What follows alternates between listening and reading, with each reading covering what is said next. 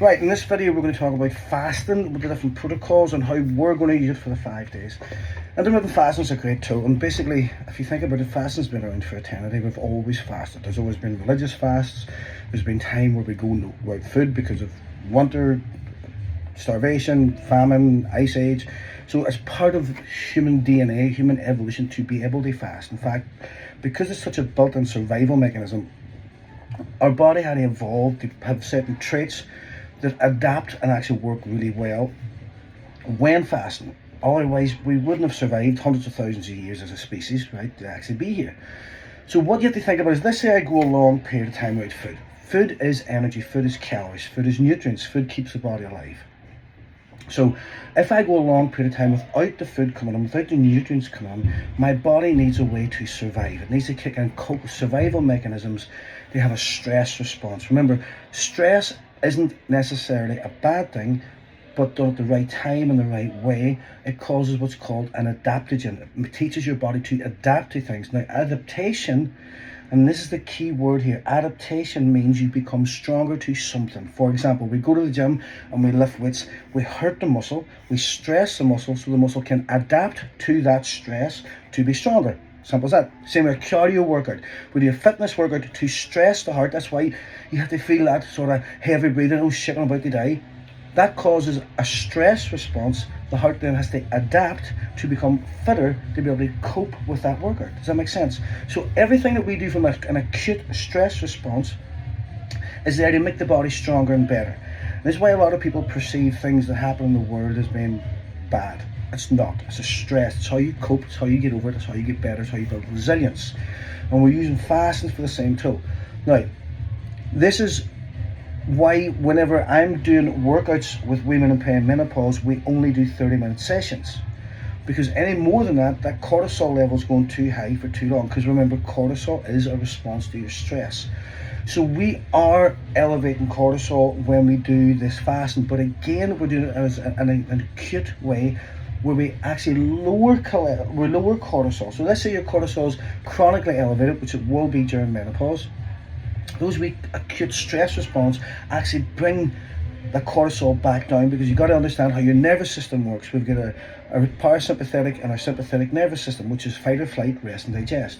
Now, when you're in elevated cortisol all the time, you're in fight or flight. Your sympathetic your sympathetic nervous system is constantly activated.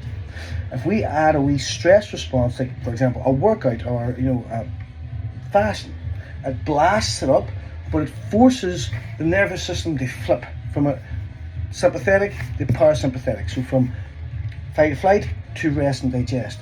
This is why you'll find when you get about day 3 or day 4, your sleeping becomes better, because your cortisol, your natural cortisol level, starts to regulate itself. Right? The reason why a lot of women in the perimenopause and menopause can't sleep, it causes insomnia, because your nervous system switches.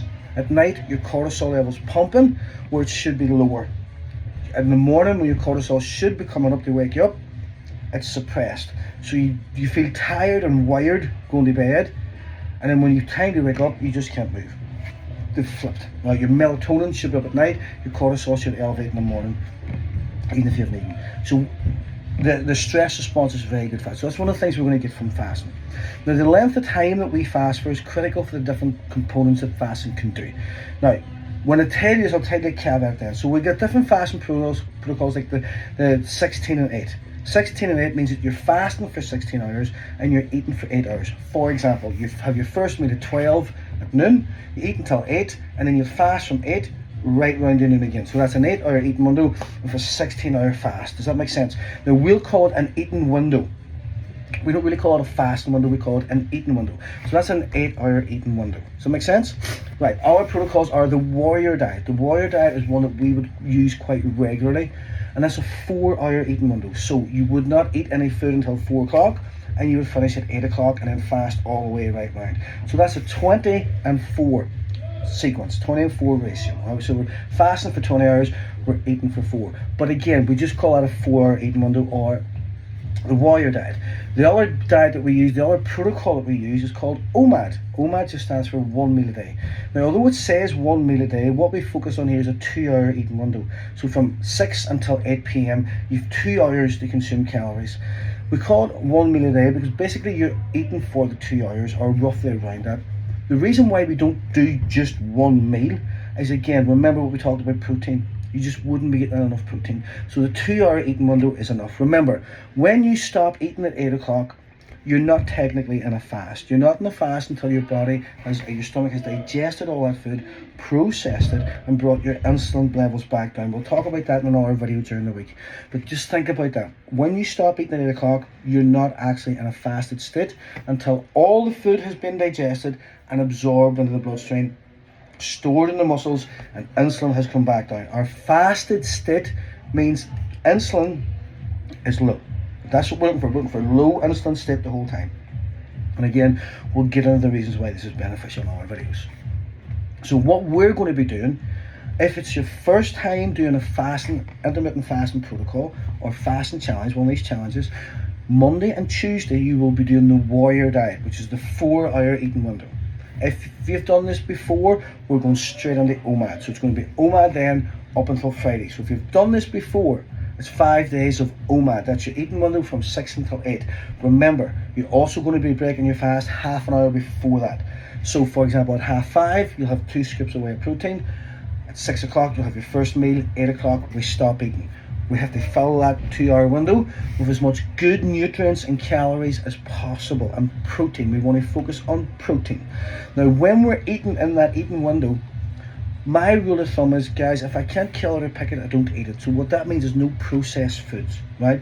There's no such thing as a bread tree, right, or a pasta tree. They don't happen, right? Not even a porridge tree. I want the food in its natural form. It's natural. Frozen's fine.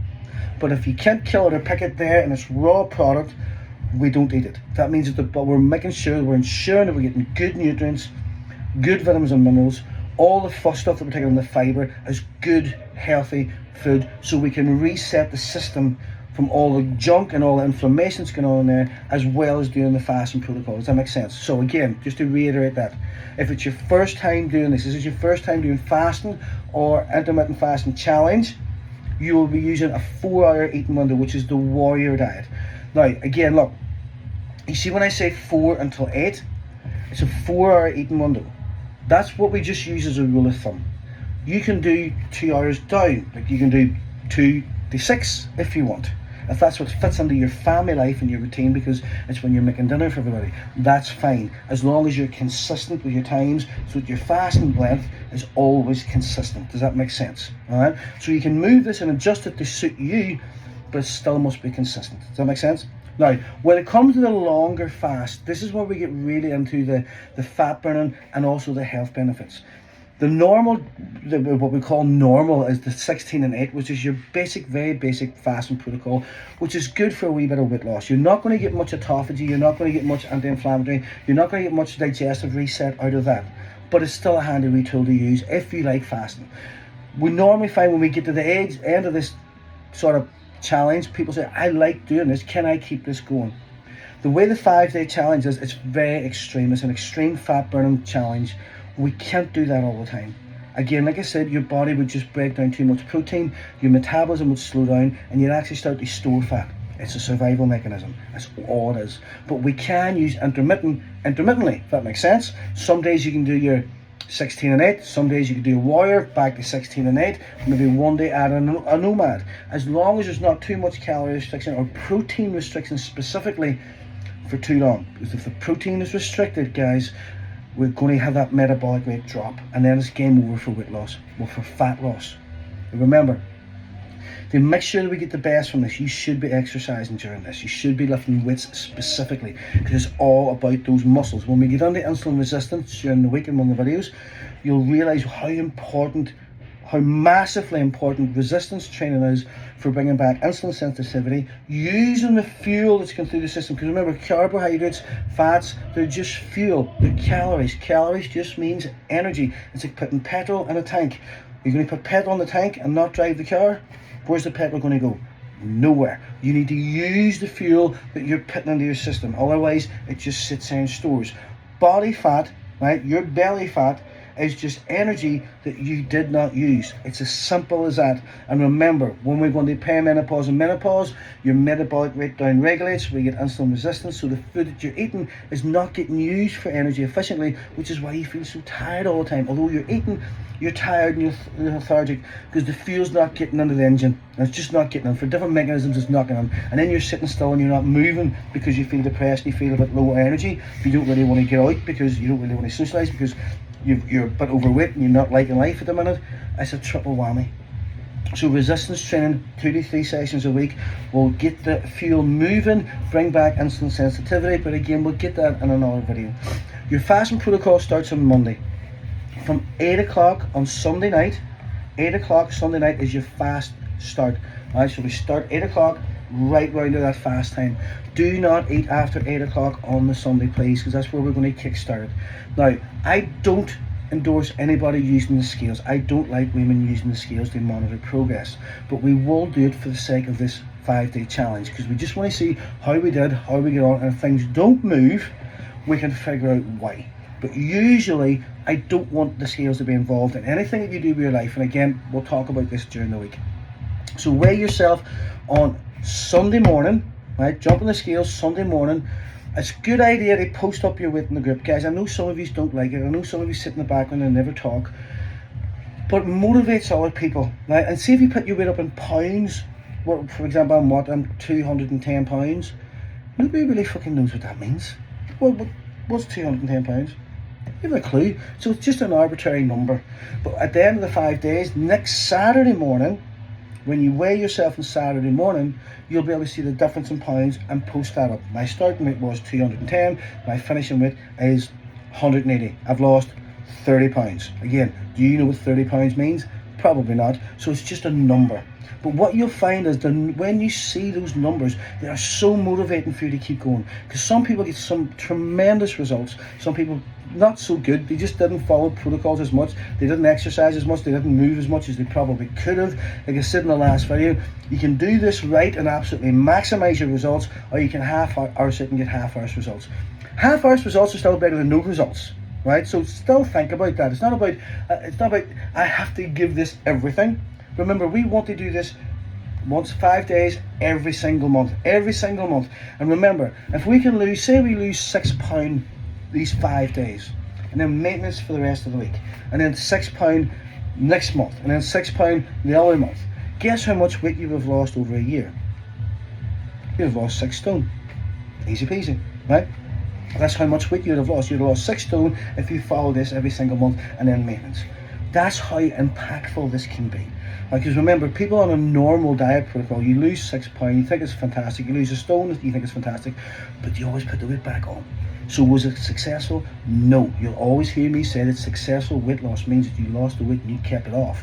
This is what this is designed to do, as well as all the health benefits that we'll talk about during the week. So remember, if it's your first time doing this, we're using the Warrior Diet for the first 2 days, Monday and Tuesday. Then Wednesday, Thursday, Friday, you're on OMAD, 1 meal a day. 4 hour eating window, 2 hour eating window. If you've done this before, guys, you know the crack. We've been here. Let's get it hardcore.